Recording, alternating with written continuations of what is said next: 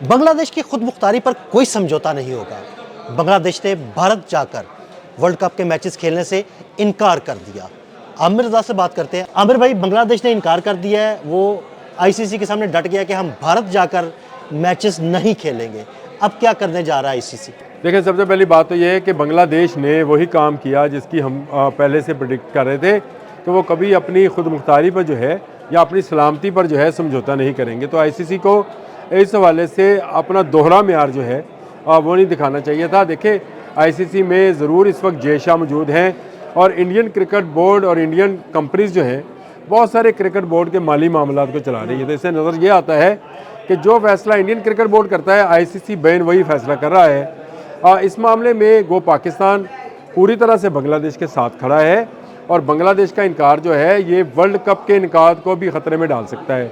ये मामूली बात नहीं है कि एक मुल्क जो है पुकार रहा है कि दूसरा मुल्क जो कि उसका दुश्मन मुल्क है, जो इसके मुल्क में दहशतगर्दी करता है, उसके पास उसके सबूत मौजूद हैं, जहाँ पर भारतीयों को जो है निकाला गया है और वहाँ पर एम्बेसी जो है उसको बंद किया जा रहा है, दोनों तरफ मुजाहरे हो रहे हैं। ऐसी सूरत हाल में जब कोलकाता नाइट राइडर ने अपने मुस्तफिजुर रहमान को निकाल दिया बंगाली होने के नाते पे, तो बांग्लादेश की टीम कैसे जाएगी? ये वो बात थी जिसको आसिफ तनज़्ज़ुल ने बहुत पहले कह दिया था कि गवर्नमेंट अपने प्लेयर्स की सलामती को पहले नंबर पर रखती है। देखिए, आईसीसी ने ये एक कानून सेट किया था कि अगर भारत पाकिस्तान जाकर नहीं खेलता है तो न्यूट्रल वेन्यू पर मैच हो जाएंगे, और पाकिस्तान ने खुले दिल के साथ इस बात को तस्लीम किया और भारत के साथ दुबई में जाकर मैचेस खेल लिए। अब बांग्लादेश का मुतालबा भी बैन वही था कि आपके मुल्क में हमें सिक्योरिटी का खदशात हैं और उसके वाज़िया सबूत तो मुस्तफिजुर रहमान को निकालना है कोलकाता नाइट राइडर्स से इस बुनियाद पर कि इसकी सिक्योरिटी को जो है ख़तरा है या ख़तरात लाहक हैं और इसकी जान को ख़तरा हो सकता है। तो ऐसे में वही फैसला जो पाक भारत मामला में तय पाया था वही मामला यहाँ पर भी करना चाहिए। इस वक्त मैं आपसे कुछ देर पहले जो इंडियन अखबार देख रहा था, उसमें हिंदुस्तान टाइम ने एक स्टोरी राशिद लतीफ़ के हवाले से दी है, जिसने ये कहा है कि मैं ये कहूँगा कि पाकिस्तान क्रिकेट बोर्ड भी जो है इससे इनकार करे। तो इसका मतलब ये अगर पाकिस्तान क्रिकेट बोर्ड निकलता है इस वर्ल्ड कप से तो इस वर्ल्ड कप में पीछे छान बुरा रह जाएगा। बिल्कुल छान बुरा रह जाएगा। देखिए, इंडिया पाकिस्तान इंडिया का मैच ही नहीं होगा तो आईसीसी को वो इनकम ही नहीं हो पाएगी जो वो हर दफ़ा पाकिस्तान और भारत के मैचेस से कमाता है। तो ये 300 अरब रुपए का नुकसान होगा। ये भारतीय क्रिकेट बोर्ड को एक बड़ा नुकसान होने जा रहा है। अगर पाकिस्तान इनकार करता है या श्रीलंका बाहर होता है तो इसका मतलब ये है कि इस खित्ते के अंदर क्रिकेट को बराह रास्त नुकसान पहुंचेगा। और ये मैं समझता हूं कि राशिद लतीफ़ का बयान लेकर हिंदुस्तान टाइम ने जो पब्लिश किया है तो इसका मतलब ये है कि वहाँ पर भी मीडिया जो है इस मौक़िफ़ की हिमायत कर रहा है कि बांग्लादेश को अगर भारत के अंदर आने पर कोई मसला है, कुछ सिक्योरिटी प्रॉब्लम्स हैं, तो उसको श्रीलंका में खेलने का मौका दिया जाना चाहिए। देखिए, जो क्रिकेट फैंस हैं, मैंने पहले एक मरतबा आपके साथ बात की थी तो मैंने कहा था क्रिकेट फैंस का काम ये है कि वो टीवी स्क्रीन पर ना देखें, ग्राउंड में जाकर मैचेस देखें। चाहे वो पाकिस्तान है, श्रीलंका है, भारत है, बांग्लादेश है, किसी मुल्क के भी क्रिकेट फ़ैन की सबसे बड़ी ख्वाहिश ये होती है उनकी अपनी हुकूमत उनके ख़िलाफ़ चल रही है और उनके मैचेस। अब देखें ना, भारत पाकिस्तान नहीं आया, पाकिस्तान के अवाम क्रिकेट से महरूम हुए पाक भारत मैच देखने को। पाकिस्तान भारत नहीं जाएगा तो वहाँ के अवाम जो है वो शायकीन जो है वो महरूम होंगे। और अब तो बांग्लादेश में नहीं आएगा तो बांग्लादेश की जगह पे कौन आएगा? स्कॉटलैंड, जिसके बारे में कहा जा रहा है। तो क्या स्कॉटलैंड इस लेवल की टीम है कि उसको वर्ल्ड कप में शामिल किया जाएगा? और क्या मैच की वो जिसको कहते हैं हिद्दत या शिद्दत, वो मज़ा ही नहीं रहेगा, वो रहेगा, वो रहेगी। तो इससे इसमें जो क्रिकेट का मज़ा तो ख़राब हो गई होगा, शायकीन सबसे ज़्यादा बदमज़ा होंगे। और दूसरी बात मैं आपको बता दूं, ये जो कलकत्ता है जहाँ पर बांग्लादेश के मैच होने थे, वहाँ तो पहले ही एक वबा जो है वायरस की सूरत में मौजूद है। और निपा वायरस जो है वो ख़तरनाक वायरस है और उसमें लोग जो हैं अपनी जान से जा रहे हैं और कोरोना से ख़तरनाक वायरस है। इसके बावजूद अगर आईसीसी अपनी बात पर अड़ा हुआ है तो मेरा ये ख्याल है कि इस तरह के इंटरनेशनल क्रिकेट काउंसिल का, जो कि इंडियन क्रिकेट काउंसिल का रूपदार है, क्रिकेट काउंसिल ये इंटरनेशनल क्रिकेट काउंसिल थोड़ी है, जो होता है भारत की ईमा पर होता है। आपने ये नाम दिया था और ये नाम बिल्कुल सही दिया आपने। ये इंडियन क्रिकेट काउंसिल है और इंडियन क्रिकेट काउंसिल ही अगर फैसले करने हैं तो फिर बाकी ममालिक को अपने मुस्तकबिल के बारे में सोच लेना चाहिए। फिर या तो आप मान लें कि पूरी दुनिया जो है ये भारत की क्रिकेट की नौ आबादी है और उसके तसल्लुत में है।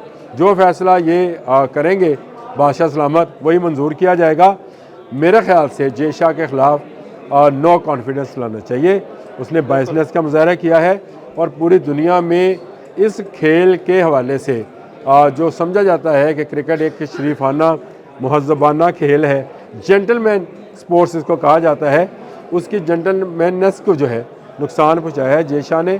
और जय शाह अपने बाप अमित शाह और मोदी के कहने पर ये सब कुछ कर रहे हैं और इसका बराह रास्त नुकसान याद रखिए क्रिकेट को होगा और क्रिकेट को हो रहा है। मतलब आमिर भाई क्रिकेट को हो रहा है, हो रहा है और मज़ीद होगा। ये तो अभी रुकेगा नहीं ये मामला।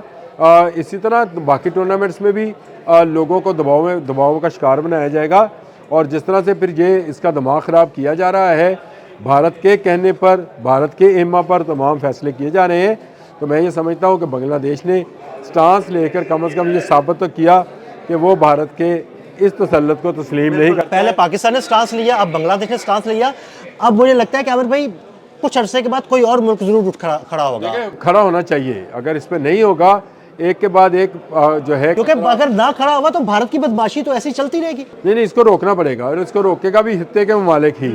पाकिस्तान, बांग्लादेश, श्रीलंका, यही ममालिक रोक सकते हैं इसको और यही बराबर की टक्कर ले सकते हैं। मैं ये समझता हूँ, जो मैंने आपसे बात की थी कि ICC इस वक्त जो है वो इंडियन क्रिकेट काउंसिल बना हुआ है और वहाँ पर इंडियन कंपनीज जो हैं वो बीइंग ए स्पॉन्सर्ड उसके अदारे के अंदर मुख्तलिफ टूर्नामेंट्स को स्पॉन्सर करते हैं और उसी की बुनियाद पर, यानी पैसे धौंस धांधली की बुनियाद पर वो अपने फैसले सब पर लागू कर रहे हैं। ये एक जाबराना आमराना तर्ज अमल है।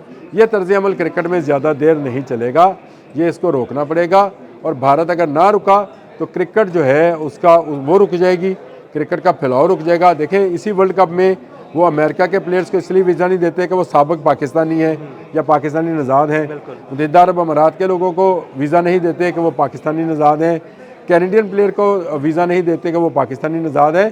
तो इसका मतलब ये है कि वो क्रिकेट की साख को ख़राब कर रहे हैं और वो इस काबिल ही नहीं है, ये मुल्क इस काबिल ही नहीं है कि स्पोर्ट्स के बड़े इवेंट्स करा सके। तो पहले कहता हूँ ये ओलंपिक्स क्या कराएगा, ये एक वर्ल्ड कप पूरी तरह से नहीं करा सका, ये किसी को मुतमईन नहीं कर सका कि उसके प्लेयर जो हैं इसके मुल्क में जाकर महफूज हैं। अगर ये एक क्रिकेट टीम महफूज नहीं है तो आप बताएं ज़रा, क्या ये ओलंपिक्स के मुकाबले जो कि दुनिया भर के ममालिक उसमें आते हैं, दुनिया भर के एथलीट्स और प्लेयर्स आते हैं, क्या उसको रोक पाएंगे? बिल्कुल। तो मेरा ख्याल है ये उसकी सिक्योरिटी भी नहीं दे सकते, इनके इंतज़ामात वैसे भी नहीं हैं और नीपा जैसे वायरसेस वहाँ पर आम हैं और वहाँ पर जो है लोगों की जाने जा रही हैं। इसके बावजूद मैं ये समझता हूँ एक हरदर्मी का मुजाहरा जय शाह ने किया है, ICC ने किया है और ICC को अपना फ़ैसला फौरी वापस लेना चाहिए, नहीं तो बाकी ममालिक को भी सोच लेना चाहिए कि उन्हें भारत का क्रिकेट में ग़ुलाम बनकर रहना है या अपनी खुद मुख्तारी के साथ जो है बाकी दुनिया के साथ क्रिकेट खेल। बहुत शुक्रिया आमिर रज़ा जी। बिल्कुल, आमिर रज़ा ने बड़ी तफसील के साथ इस सारे मामले पर रोशनी डाली। अदील अहमद और आमिर रज़ा को इजाज़त दीजिएगा। अल्लाह हाफ़िज़।